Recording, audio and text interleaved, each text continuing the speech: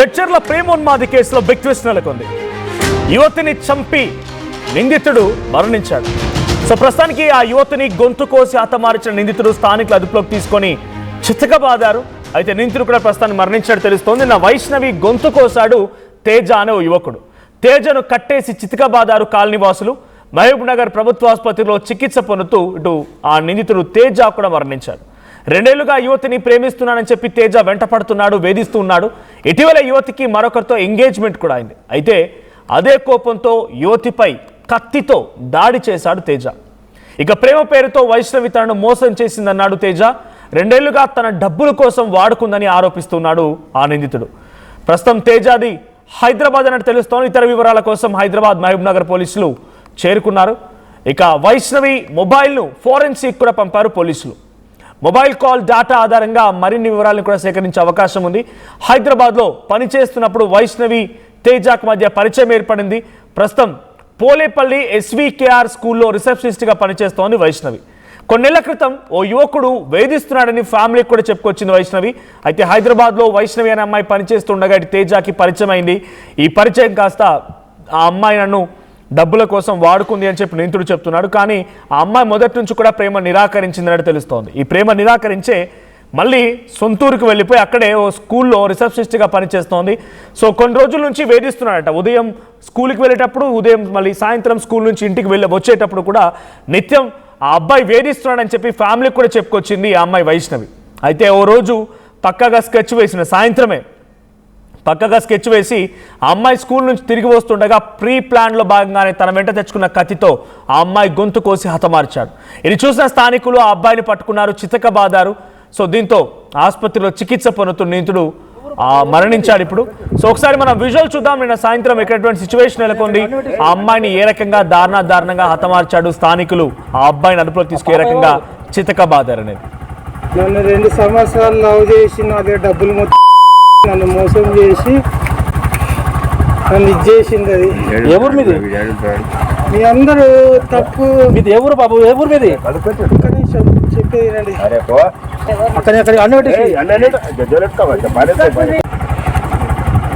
ఆ పాప ఎవరు? నన్ను 2 సంవత్సరాలు లవ్ చేసి నా దగ్గర డబ్బులు మొత్తం నన్ను మోసం చేసి నన్ను ఇచ్చేసింది. అది ఏ ఊరు మీది?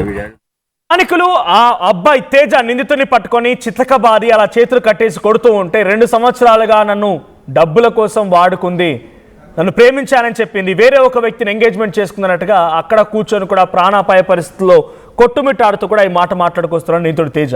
ఒకసారి అమ్మాయి వైష్ణవి తండ్రి మాట్లాడుకొచ్చారు. ఆయన ఏం మాట్లాడారో చూద్దాం.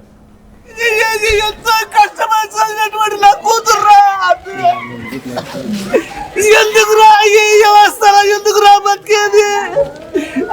మనసుకుంటే ఎవరు ఉంటారా ఈ భూమి మీద? అంత శ్మశానం అయిపోతున్నారు. దయచేసి మానండి ఈ వ్యవస్థ. నేను సమాజం చెప్తున్నా బ్రదర్, కన్న తల్లిదండ్రుల కంటి మిగిలించే కంటి రా మీకు నన్ను మీకు అవసరం ఉంటే కొన్ని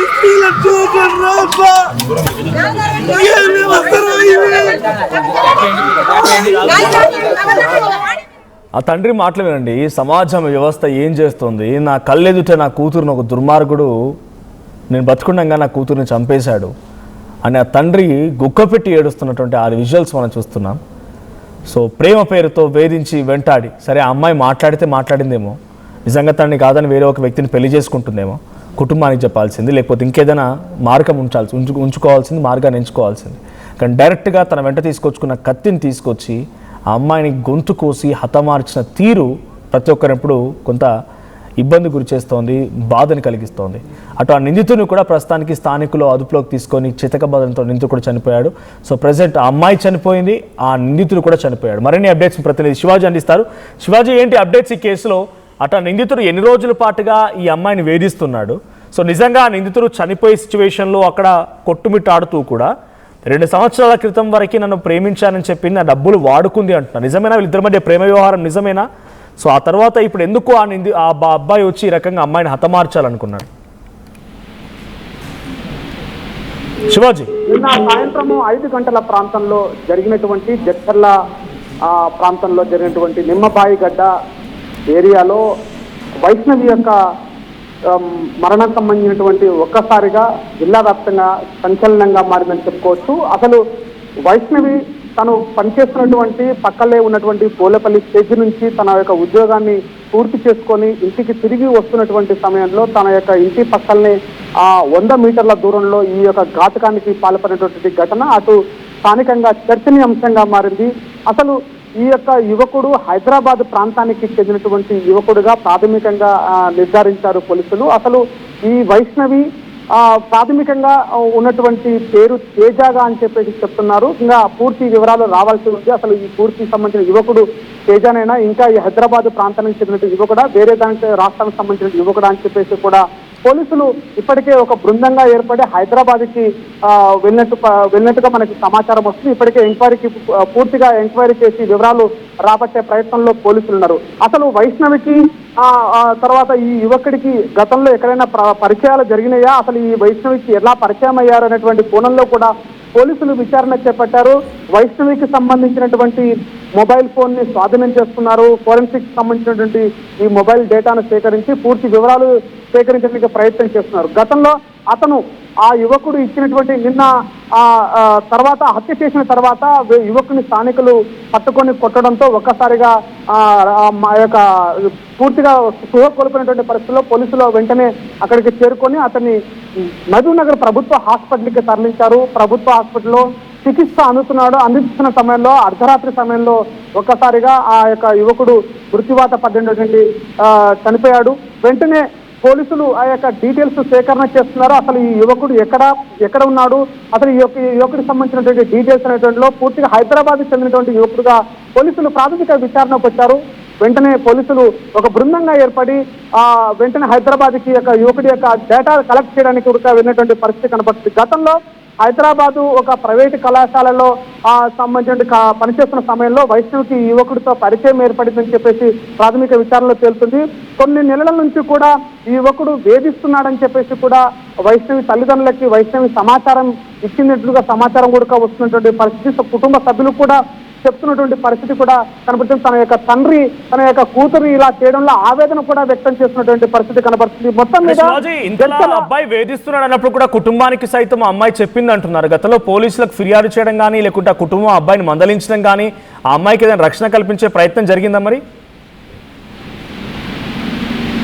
అంటే గత కొన్ని నెలల క్రితం నుంచి కూడా ఈ యొక్క వ్యవహారం అంతా ఆ యొక్క యువతి హైదరాబాద్ లో పనిచేస్తున్నటువంటి సమయంలోనే పరిచయం ఏర్పడినటువంటి ప్రాథమిక సమాచారం మేరకు కూడా పోలీసులు విచారణ చేపడుతున్నారు. కుటుంబ సభ్యులకి విషయం చెప్పామని చెప్పేసి కూడా ప్రాథమికంగా తెలుస్తుంది. కానీ వీటిపైన పూర్తిగా ఎలాంటి పోలీసుల నుంచి కూడా పూర్తి దర్యాప్తు చేపట్టలేని కారణంగా ఇప్పుడు పోలీసులు రంగంలోకి దిగి పూర్తి దర్యాప్తు చేపడుతున్నారు. అసలు వైష్ణవి గతంలో ఈ అబ్బాయి సంబంధించినటువంటి ఎలాంటి పరిచయం ఏర్పడింది, ఎలాంటి వేధింపులకు గురి చేశాడనే విషయము తల్లిదండ్రుల నుంచి కూడా ఎలాంటి ఇంకా సమాచారం రాలేదు. కానీ పోలీసులకు సమాచారం ఇచ్చారా లేదనేటువంటి కూడా ఇక్కడికి ఇంకా పూర్తి సమాచారం రానటువంటి పరిస్థితి. కానీ గతంలో వేధింపులకు గురి చేశాడు, కుటుంబ సభ్యులకి సమాచారం తెలుసు అని చెప్పేసి సమాచారం వస్తుంది. పోలీసులు కూడా దీనిపైన కూడా పూర్తి విచారణ చేపడుతున్నారు. గతంలో వైష్ణవికి సంబంధించినటువంటి సంబంధించినటువంటి ఫోన్ సంబంధించినటువంటి డేటాను కూడా కలిసి పోలీసు ఆ డేటాకు సంబంధించినటువంటి కలెక్షన్ ద్వారా ఫోన్ లో ఉన్నటువంటి డేటా ఆధారంగా పూర్తి వివరాలు రావాల్సి ఉంది. దీనిపైన కూడా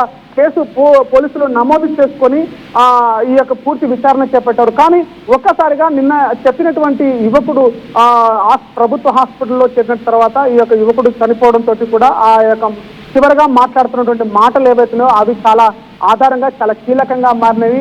గత 2 సంవత్సరాల నుంచి కూడా నాతో ఈ ప్రేమ వ్యవహారం నడిపి నాతో ఒక డబ్బులు కూడా తీసుకున్నటువంటి ఈ నేపథ్యంలోనే అనేటువంటి మాటలు కూడా చాలా కీలకంగా మారినాయి. కానీ అమ్మాయి నిన్న అసలు ఈ యొక్క వ్యవహారం అంతా కూడా గతంలో ఎలా జరిగింది, ఈ ప్రేమ వ్యవహారం వల్లనే ఇలా చేశాడా, అసలు అబ్బాయి హైదరాబాద్ నుంచి ఇక్కడికి రావడం ఎన్ని రోజుల క్రితం వచ్చాడు, ఆ యొక్క వైష్ణవ్ని ఎన్ని రోజుల నుంచి కూడా ఫాలోఅప్ చేస్తున్నటువంటి విషయంలో కూడా పూర్తిగా పోలీసులు దర్యాప్తు చేస్తున్నటువంటి పరిస్థితి కనబడుతుంది. ఇంకా నిందితుడు కూడా చనిపోయింది కేవలం అక్కడ స్థానికులు ఆ అమ్మాయి పైన దారుణంగా హతమార్చిన తర్వాత కట్టేసి కొట్టడం మూలంగానే, లేదంటే తనకు తాను కూడా ఆ కత్తితో ఏదైనా చేసుకున్నాడా?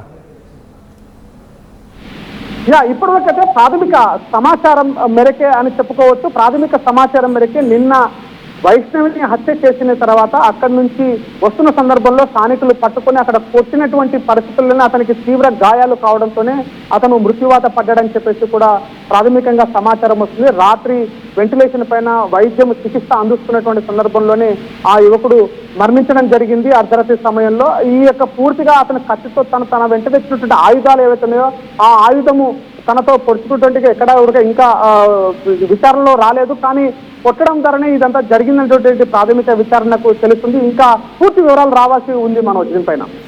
Right, thank you Shivaji. So మొత్తంగా ఇక్కడ వైష్ణవి ఫోటోలో కనబడుతున్నటువంటి ఈ అమ్మాయి అండ్ ఆ నిందితుడు ఇద్దరు కూడా హైదరాబాద్లో పరిచయం అంట. ఆ తర్వాత ఏం జరిగింది తెలియదు, మధ్య ఫ్రెండ్షిప్పా లవ్వా అనేది పోలీసుల విషయాల్లో ఇన్వెస్టిగేషన్లో బయటపడుతుంది. కానీ నిందితుడు మాత్రం చివరాకరణ స్థానికులు కొడుతుంటే అయితే 2 ఏళ్ల పాటుగా నన్ను వాడుకుంది, నా డబ్బులు వాడుకుంది అని చెప్పి ఆ నిందితుడు చెప్తున్నాడు. సో అయితే ఆ అమ్మాయి స్కూల్లో రిసెప్షనిస్ట్గా పనిచేస్తోంది. ఉదయాన్నే స్కూల్కి వెళ్తున్నప్పుడు వేధిస్తూ ఉండేవాడు, సాయంత్రం ఇంటికి వస్తుంటే వేధిస్తూ ఉండేవాడు అని చెప్పి అటు చెప్తోందట. ఆ అమ్మాయి తను కూడా ఫ్యామిలీకి చెప్పింది ఈ విషయం పైన. అయితే నిన్న సాయంత్రం ఒక్కసారిగా తన చేతిలో కత్తి తీసుకొని వచ్చినటువంటి నిందితుడు, అయితే ఆ అమ్మాయికి అప్పటికి ఎంగేజ్మెంట్ అయింది, తనని కాదని వేరే ఒక వ్యక్తిని ఎంగేజ్మెంట్ చేసుకోవడంతో కోపానికి గురైనటువంటి నిందితుడు తనతో పాటుగా తెచ్చుకున్న కత్తిని తీసుకొని అమ్మాయి గొంతు కోసి హతమార్చాడు. అక్కడే చుట్టుపక్కల స్థానికులు కొంతమంది ఉండి గమనించి ఆ వ్యక్తిని వెంటనే అదుపులోకి తీసుకున్నారు. చేతులు కాళ్ళు కట్టేశారు, చితకబాదారు. ప్రస్తుతానికి ఆ అమ్మాయి కూడా మరణించింది అండ్ ఆ నిందితుడు కూడా ఆ ఘటనతో ఆ దెబ్బలకి లేకపోతే తనంతట తాను ఏదైనా చేసుకున్నాడా, స్థానికుల దెబ్బలు తాగడంతో ఈ రకంగా చనిపోయాడో తెలియదు, కానీ నిందితుడు కూడా చనిపోయాడు. This content had some disturbing visuals, viewer descriptions advised. ఈ కాంటెంట్ వల్ల కొంత కలవరపాటు గురిచేసే అంశాలను తగు జాగ్రత్తలు తీసుకోమని ఆర్టీవీ హెచ్చరిస్తోంది.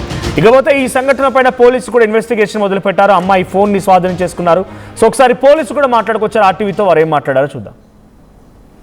30 నిమిషాల నుంచి 5 గంటల మధ్యలో నిమ్మబావిగడ్డ ఏరియాలో వైష్ణవి అనే అమ్మాయిని ఒక గుర్తెలేని వ్యక్తి కత్తితో దాడి చేసి అట్టి వ్యక్తిని కూడా అక్కడ ఉన్న లోకల్ పీపుల్ కొట్టడంతో అతను కూడా సీరియస్గా ఉంది. అతను కూడా హాస్పిటల్ అడ్మిట్ చేశాము, ఇంకా అండర్గోయింగ్ ట్రీట్మెంట్ ఉన్నారు. ఇట్టి వ్యక్తి ఆమెపై ఎందుకు దాడి పాల్పడేందుకు ప్రస్తుతానికి అయితే కారణం తెలియదు. గతంలో హైదరాబాద్ ఉన్నప్పుడు ఏదో పరిచయం ఉందన్న ఒక మాట అయితే ఉంది, అదొకటి వెరిఫై చేసుకుని దాని ఏమున్నదని జెన్యున్ గా వెరిఫై చేసి ఫైనల్ చేయడం జరిగింది.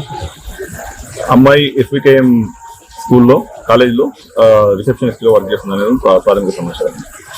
ఈ రోజు సాయంత్రం అందాజ 4 గంటల 30 నిమిషాల నుంచి 5 గంటల మధ్యలో నిమ్మబావిగడ్డ ఏరియాలో వైష్ణవి అనే అమ్మాయిని ఒక గుర్తెలేని వ్యక్తి కత్తితో దాడి చేసి అట్టి వ్యక్తిని కూడా అక్కడ ఉన్న లోకల్ పీపుల్ కొట్టడంతో